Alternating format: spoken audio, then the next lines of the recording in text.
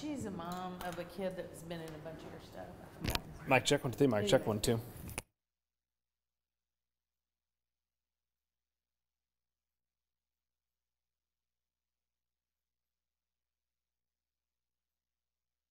This is the weather commander going to the map.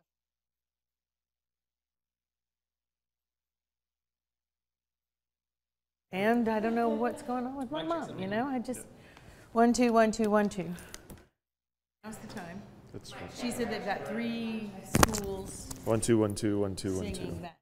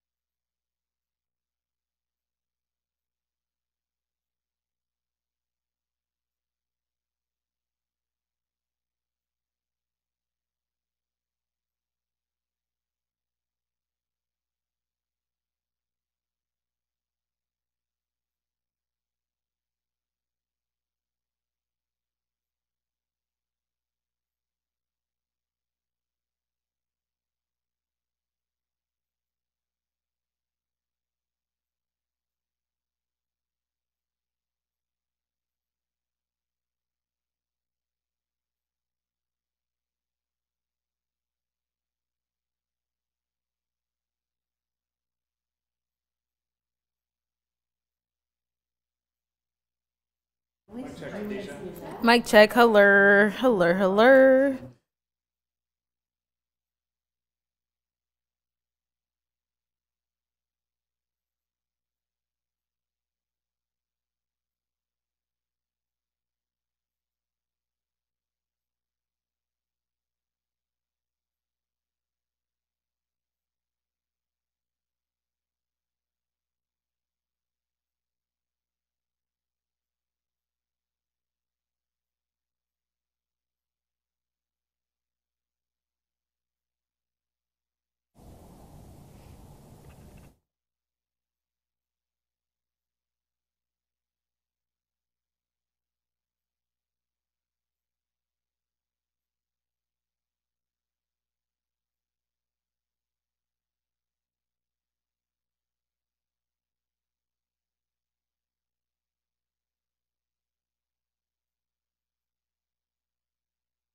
With coverage you can count on, this is Channel 3 Eyewitness News at 11.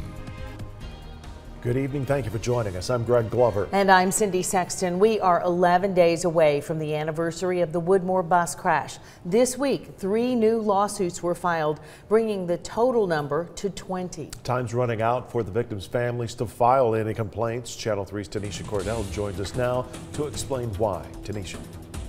Well, Greg, the deadline to file any new lawsuits regarding the Woodmore bus crash is November 21st. Now, that's because in Tennessee, there is a 1-year statute of limitations. And Chattanooga attorney Stuart James says it's common to see a rash of these kinds of lawsuits filed closer to the deadline and sometimes the day of.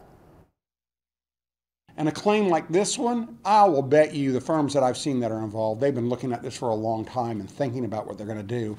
Plus, they're probably signing up as many family members as they can to get as many people to sue as they can. James has 20 years of law experience. Like many of us, he has watched closely as the Woodmore families file lawsuits.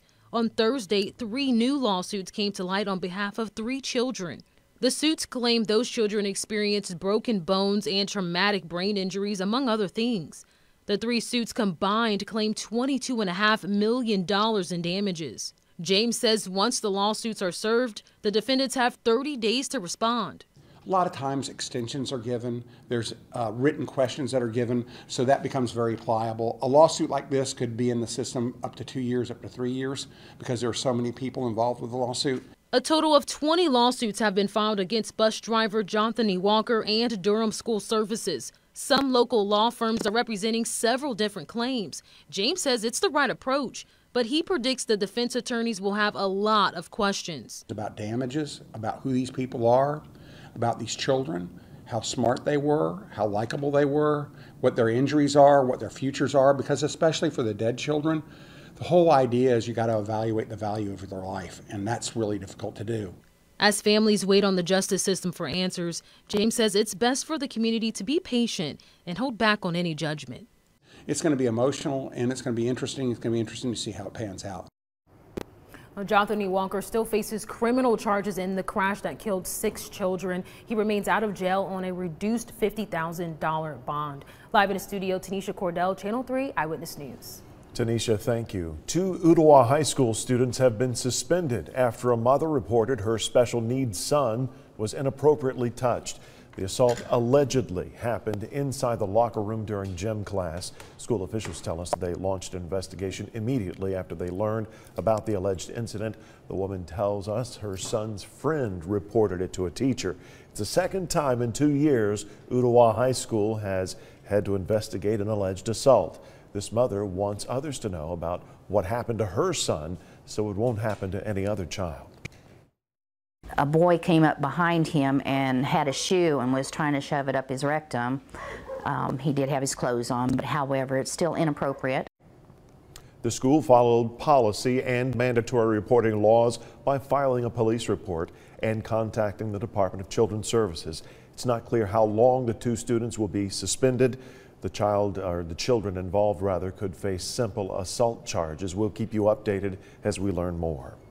The Grundy County High School field house is now being monitored at all hours of the day with security cameras. This comes after 5 football players were charged with attempted aggravated rape. Nearly a dozen cameras were installed inside and outside the field house.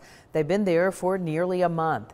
Students we spoke with say it's a good idea, but should have been done sooner. I think they need them. They just keep things from happening that happened in the past. The chairman of the school board says they bought the security system from a company in Jasper for around $5,000. The video recorded by the cameras is fed into a hard drive that can only be accessed by administrators and authorities. There are many career paths that are passed down from generation to generation. One military family's life passion is to serve the United States. Channel 3's Casey Freeman met with one veteran to talk to him about his children's decision to join the Army. Casey. Greg, Bruce McDonald is a retired veteran with 12 children. He used his knowledge as a first sergeant recruiter to encourage his children to enlist into the Army. Of McDonald's 12 kids so far, 7 of them have served in the Army. One of his daughters has become a civilian nurse. However, she married someone in the Army. Now, another one of McDonald's sons just graduated from high school and is about to enlist into the Army. The other 3 children are still in grade school, so their decision has not yet been made. A friend of McDonald's has done some research and says 7 people from one family is the most any family has ever had serving the military at one time. Many would say his children followed in his footsteps, but he says there are more to that story. They've actually kind of followed each other. They've seen the benefits of the military for each of them, and each of them had kind of the same idea. Certainly I encouraged them to look at the military. McDonald says while college was not for him, his children have used the military as an opportunity to further their education. Since Bruce retired from the military in 2005, he has spent time as a missionary in the Ukraine for 10 years. He's currently working at a mechanic shop and he's doing mission work here locally while teaching English. Live in the studio, Casey Freeman, Channel 3 Eyewitness News. What a family. Casey, thank you for sharing their story. It's remarkable. Coming up on Eyewitness News at 11, colder weather is headed into the Tennessee Valley this weekend. Paul Barris has a look at the forecast next.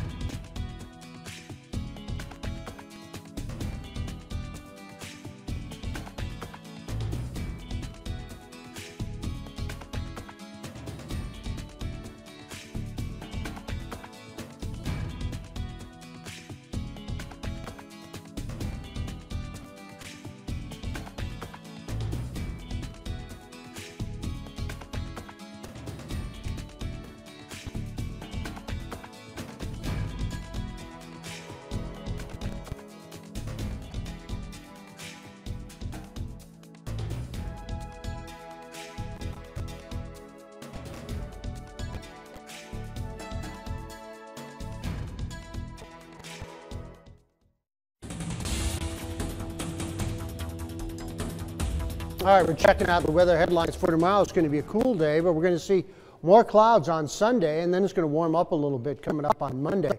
Right now, all the snow's off to the north, up near Minneapolis. They're getting hit pretty hard with a little swath of snow, but that's about it. A little bit of snow up in New York State, too. We're pretty much fair right now with just a few high clouds. 45 in the city, but it's 37 Athens and Altamont already, and 41 in Cleveland, Dalton 44, Murphy 36. Winds out of the northeast at about 8. We had a high of 59 and 39, and it's close to our forecast, too. Skywatchers told me near 60, Dalton, Varnell, 59 Chatsworth, Calhoun about 61. Cleveland got a high of about 59, but it was 60 Lakeside and Red Bank, 59 in East Ridge, and Signal Mountain 54, while Ringgold was about 55 degrees at Johnny Park's house. Dayton got up to 55, and about 58 out near Dunlap. Delano 57, they got down to 32 last night. I think they'll get in the 20s tonight. And looking at Vipercast, there's just very little happening around here. We're just going to have fair skies. Some high clouds are going to be spreading in for tomorrow. The clouds will thicken up a little bit coming up on Sunday. You're not going to see as much sunshine on Sunday. As this cold front comes in, we'll even have some clouds Monday morning, but some clearing into Monday afternoon and Monday evening. And into Tuesday, too, I think it's going to be a pretty nice day. So for tonight, scattered frost and 36, especially if you get away from the city. Mostly sunny, a lot of high clouds spreading in. Tomorrow, 59. And then tomorrow night, a few more clouds, not as cold, 41. And on the 7-day forecast, a lot more clouds on Sunday at 56. Monday, 62, 64 Tuesday, and even 64 on Wednesday and Thursday. By Thursday and Friday, though, could see some widely scattered or isolated showers. Friday night football is right around the corner.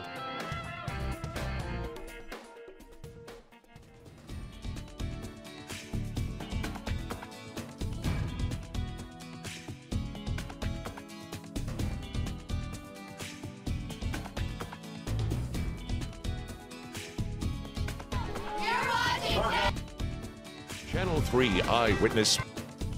Time for the Channel 3 Friday night.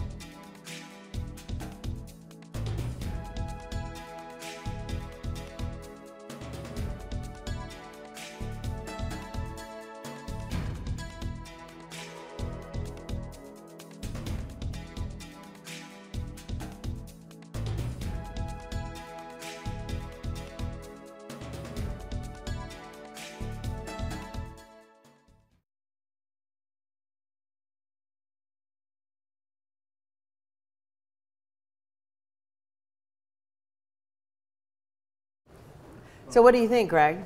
It felt a lot like football weather tonight. Yes, you were out there with the bands. It was cold, wasn't it? Well, let's see Good just night how for cold it was because, well, let's see. You're watching Channel 3 and Friday Night Football starts right now! From Channel 3 Eyewitness Sports, this is Friday Night Football with Paul Shaheen, Jill Jelnick, Sammy Kincaid, and Greg Glover. Friday Night Football, brought to you by Food City, value every day. And Chattanooga Area Schools Federal Credit Union, where it pays to be a member. Proud sponsors of high school football. Friday Night Football. Well, first and foremost, to any veterans out there, from all of us here, thank you. All right, you ready? Another Friday Night Football playoff edition on tap. From our corners of Tennessee, Georgia, North Carolina, and Alabama, we counted 24 teams still playing playoff football. 'Tis the season, so let's get to it, starting, as always, with our Game of the Week. It's time for the Channel 3 Friday Night Football Game of the Week, brought to you by EPB. Your Tyner Rams hosting Watertown in round number 2. The last time Tyner beat Watertown in the playoffs, the Rams ended up in the quarterfinals. That is what was, again, on the line tonight. The difference, Tyner is home, and they'll remain home for the quarterfinals if they won tonight. And that is a very big if, Jill. A tough fought match on both sides, and you're here to break it down live from Tyner. Hi, Jill.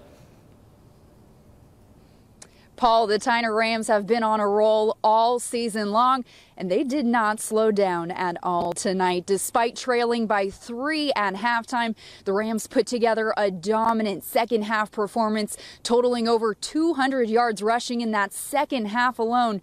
But you got to give credit to this Tyner defense. They came up with not one, but 2 critical pick sixes that allowed the Rams some breathing room late in the game. The Tyner Rams hoping to keep their season alive Friday night, hosting Watertown in the second round of 2A playoffs. The Purple Tigers got out to an early 7-0 lead, but Rams answer back in the first as Tyon Young dodges his defenders and is in there easy for the Tyner touchdown. Watertown then comes up with a huge play start of the second, falling just short of the goal line, but on 3rd and goal, Keylunte Watkins puts a critical stop to the Purple Tigers, forcing them to kick a field goal. Tyner trailed 10-7 at the break, but the second half was a different story. Rams start the third with a 17-play, 84-yard drive, ending with this Jalen Bowen diving touchdown. Rams take a 14-10 lead and keep it going on defense. Tyreek Henry picks off the David Webster pass and takes it all the way back for the Tyner touchdown. The first of 2 pick sixes on the night for the Rams. But Tyner doesn't stop there. Late in the fourth, Bowens adds some insurance as he takes the quarterback keeper 57 yards for his second score on the night. Tyner runs past Watertown 33-22 that final. Put together a good long drive to start the second half, which made things real good, and that sort of inspired the defense, and they picked things up. You know, right now it's all about survival. We made it to the third round. That's where we're going. We're happy to be there. The 33-22 win marked Tyner's 10th straight victory of the season, and obviously advancing them to the quarterfinals of the 2A playoffs, where I believe, Paul Shaheen, they are facing a very familiar face next week. Is that right? Yes, Jill, and if it came back to me any sooner, I would have been caught looking at my cell phone because I was looking up the score of that game to refresh my memory. 37-28 against Marion County. That's why Tyner won the region title. Was there any mention made of this showdown next week, Marion County at Tyner post-game? Was there any mention? There was. The Rams wanted it to be Marion County. They've beaten them before, and despite making some mistakes, they told me, yeah, we've made some mistakes against them, but those are easy mistakes to correct, and we can beat them again next week. So they are very much looking forward to next week's quarterfinal game, and we are too. If it's not going to be the biggest game, it's definitely one of the biggest games next week. Thank you, Jill. One of the biggest games is absolutely correct because it's not the only all-local matchup. We're going to get to that in just a few moments. Sticking in the 2A bracket, though, unbeaten Meigs County at home with their toughest test yet in Happy Valley. They're 1-2 in the state in terms of scoring defense, but the game changer all year for Meigs County has been on offense, that being Mr. Football finalist Aaron Swafford, a quarterback. Swafford was looking to lead the Tigers to their first 12-0 mark on record. But that helps. What a pass. Drops it in between 3 defenders. Weedman scores. Meigs up 12-6. Then they get a safety on a muffed Happy Valley punt. Moving on, it's, yes, Swafford again. This time on the ground, the kid can just do it all. Swafford scored for the second time. All Meigs County the rest of the night, 38-6. Your final score. So Meigs will host Rockwood next week. One more from the 2A bracket. We mentioned it already. The score of the Marion County game is upcoming. There it is, 32-14. Marion County in the 2A bracket beats Trousdale. So yes, that sets up Marion County at Tyner next Friday. In the 1A bracket now, South Pittsburg hosting Joe Burns. The Pirates defense showed up, showed out. Jalen Hubbard with the interception down at midfield. That sets up this. Sawyer Kelly bounces outside. He'll high step it on in, make it 7-0 South Pittsburg. A little later, Pirates actually punted, but even that worked. The Red Devils fumble it, and the Pirates fall on it. Kelly gets the rock, does his job. Great patience here following the blocker.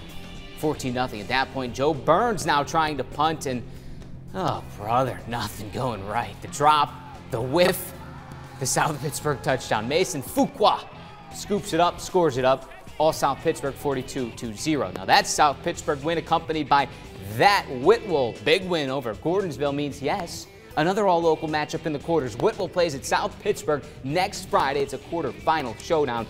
Boy, they met already once, and that was a tight game. Time now to find out who got nailed. You got nailed. Covered by Warren and Griffin. 265-HURT.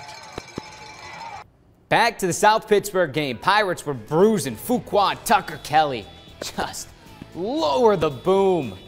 Shoulder in, right through on a Joe Burns running back. That is you got nailed. And that, my friends, was just first down. We intend to keep the chains moving. Still to come, can Red Bank stay hot? Notre Dame trying to book a semifinal ticket, plus all of Georgia in round number 1. And as always, we'll talk to the fans, and cheerleaders when Friday Night Football returns.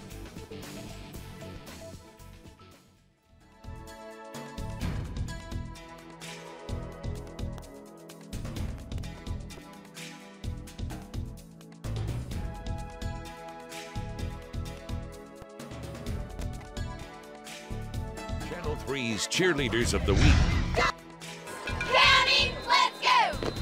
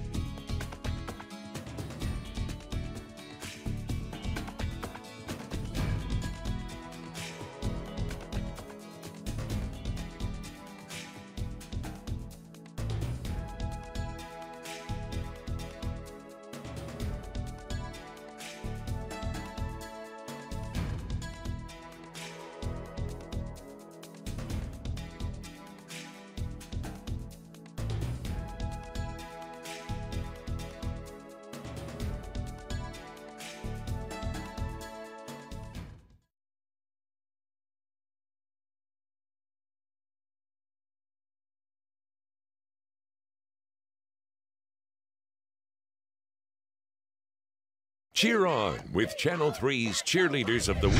Go, let's go! Let's go! County, let's go! Next! County, let's go! Next! County, let's go! Let's go, Tigers! Let's go, boys! Next! County, let's go! All right, back downtown now. Notre Dame chasing history. The Irish were a win away from just their 6th ever trip to a state semifinal, and they're getting to do it all at home. That's the luxury of being the #1 seed in the bracket. They got that top seed by winning 9 straight games, one of which came against Knox Grace 4 weeks ago. Just so happened Notre Dame was hosting Knoxville Grace. Tonight, the quarters, a lot of defense early on. Grace going forward on 4th down in the red zone. DN James Williams just eating, crushing. Turnover on downs with the sack. Second quarter, more defense. The Irish blocked the punt. It's Trey Johnson on the block into the end zone. A massive humanity. Monroe Beard falls on it for a touchdown. Notre Dame leads 8-0. Other way, the Rams come alive. Luke Kirby to Jonah Duggins. What a throw. What a catch. 8-6 Notre Dame. Ensuing kickoff. Here we go. It's about to get real. Tennessee commit junior Cameron Wynn taking over. Hide your ankles. Oh, mercy. 1-2 cuts. Not fair. Just not fair. Wynn gone. No one in sight. But look at these cuts again. Just enjoy it. This is why that kid is a Power 5 recruit and just a junior. Notre Dame wins a close one, 32-29. And it took a recovered onside kick late to win it. 3A second round. Red Bank hosting York Institute. The Lions get it going on the ground. Calvin Jackson out of the Wildcat. Nice chunk. First down. Same drive. More from the ground came. This time it's Zay Brown. Look at the O-line just doing work. Untouched. 13 yards. 7-0. Still first quarter. The Lions now open it up. Maddox Wilkie up top. Guess who burned the defense? Yeah, Calvin Jackson. He can fly. 56-yard hookup. Red Bank up 14-7. And Red Bank just keeps on rolling. 42-7. Your final. Red Bank now plays Loudon next week. Here we go. The rest of your Tennessee playoff scores. Let's get to them. D2 AAA. McCauley. They win a big one out west over Briarcrest, 56-35. MBA takes down Baylor, 14-7. Baylor eliminated. Now in 4A. Central loses on the road at Greenville, 49-12. Up in 6A, big win for Bradley Central. They keep chugging along. The Bears over Dobbins Bennett, 33-27. It's time now to jump into the stands. Unfortunately for us, Tyner lets people in the stands, just not so much in the end zone. Fan Cam returns with our very own Sammy Kincaid. Fan Cam, sponsored by Chick-fil-A. Pick up a nugget tray for your next party or event. It's another week of Fan Cam, and I'm starting out on the home side, on the Tyner side, and I have a very proud family with me. What's your names? My name's Antoine McClain. And? Tanika McClain. Lene McClain. And who is your son? Number 21, Amarion McClain, freshman. And is there anything you want to say to him tonight? Just good luck, team, whole team, good luck. Let's go. Let's get this win and go to the next round. And can I hear you guys get loud for him right now? Yeah, let's go, baby, let's go.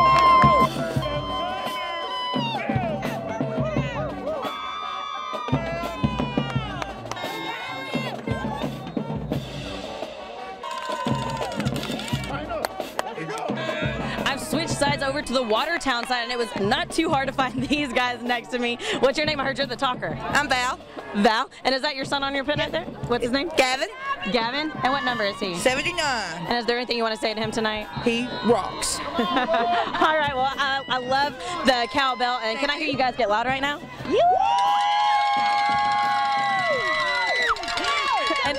And if you want to be like these guys and win some Chick-fil-A, don't forget to get loud next week. There's only one more week of FNF3. I'm Sammy Kincaid, Channel 3, Eyewitness Sports.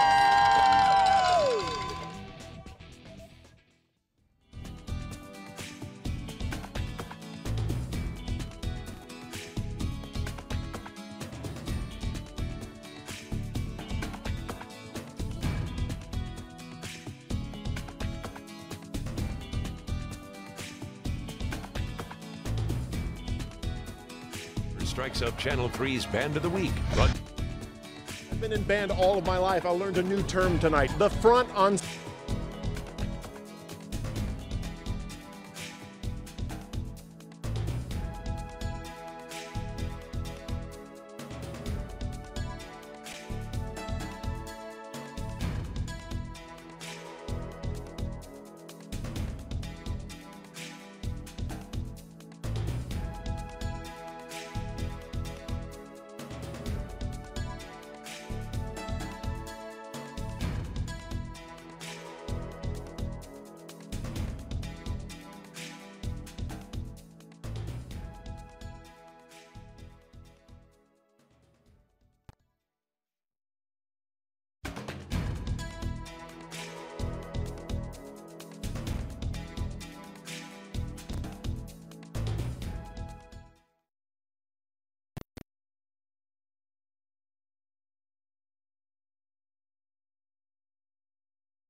Greg Glover strikes up Channel 3's Band of the Week, brought to you by Music Instruction Studio, molding tomorrow's musicians.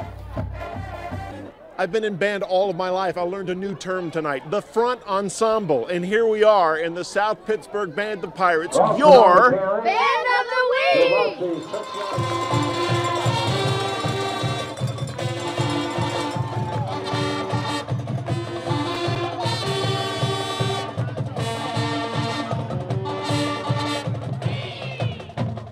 Fillmore to hold, Kegels to attempt the point after. But that South Pittsburgh band steadily growing with a new band director. Hey, in Georgia now, Ridgeland enters the 4A bracket as the 2 seed, sitting behind only Cartersville, the nation's 23rd ranked team. Ridgeland sat at 10-0 for the first time in school history, and their closest margin of victory was 21 points. The Panthers hosted Chapel Hill seconds in, working off a turnover. Ridgeland, great field position, pounding the rock. Gabe McDonald is in 7-0. Ensuing drive, more defense and more trouble for Chapel Hill. KJ Burton sacked by everyone. Ball comes out, recovered by Ridgeland in the end zone. It's 14-0. Ensuing drive, this isn't going to be a replay. It actually happened again. Ridgeland's defense suffocating. Another turnover, another touchdown. 3 turnovers, 3 touchdowns, 21-0, 5 minutes in. Early second quarter, Ridgeland just pouring it on. This is Markeith Montgomery scoring. Ridgeland rolls 63-7 in 4A. Still in 4A. Heritage hosting Troup County. A lot of great defense in this one. Generals quarterback Blake Bryan on the wrong end of it here, picked off by Devin Hill. That sets up the game's first touchdown. It's Montez Crow. He's going to throw a perfect deep ball to Jamari Thrash. Heritage would go to work on offense after that. They couldn't score before the half, failing to score after a great drive stalls in field goal range. So Heritage down 10-0 at the half. They go silent the rest of the way. All but silent. Troup County eliminates Heritage 31-7. One more from Georgia's 4A bracket. We've got Northwest Whitfield losing at Cedartown. Northwest eliminated 47-14. In 3A now, North Murray hosting Westminster. Slow start for the Mountaineers. Let's roll the video. There we go. Westminster strikes first from 43 yards out. That puts North Murray down 20-0. North Murray trying to stop the bleeding on the ensuing drive. This is going to help. Ladd McConkey picks off Nance Hill in the end zone.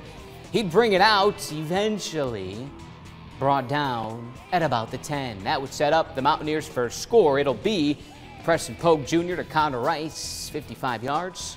It's a 13-point game, but as close as it gets. North Murray loses 37-7. Back to the scoreboard one final time. Dooley takes down Tryon. Chattooga eliminated. Keep them going quick as we run out of time. Pace Academy loses at Calhoun. Dalton loses as well. Keep them going. Ider, Alabama, a loser. North Sand Mountain, a loser. Fort Payne down to Homewood. In North Carolina, Murphy a winner. They advance. One more. It is Hayesville losing to Elkin. Quickly, basketball scores. We may not have time, but I can tell you that the Tennessee men won tonight. And the UTC men opened the season at Wyoming. They lost by 9 at Wyoming. And do not forget, please, within minutes, we will have the entire show posted online and inside our app. Thanks to everyone behind the scenes, every single one of them helping piece another show together. And a special thank you to our Friday Night Football intern, Maddie Caprich, who leaves us after tonight, graduating our internship program. She went above and beyond anything we asked her to do. Just a joy to have around. The playoffs continue next week. Friday Night Football is brought to you by Food City and Chattanooga Area Schools Federal Credit Union. We thank the Chattanooga area Chick-fil-A's for feeding our Friday Night Football team. Call them to order party platters for your next tailgate.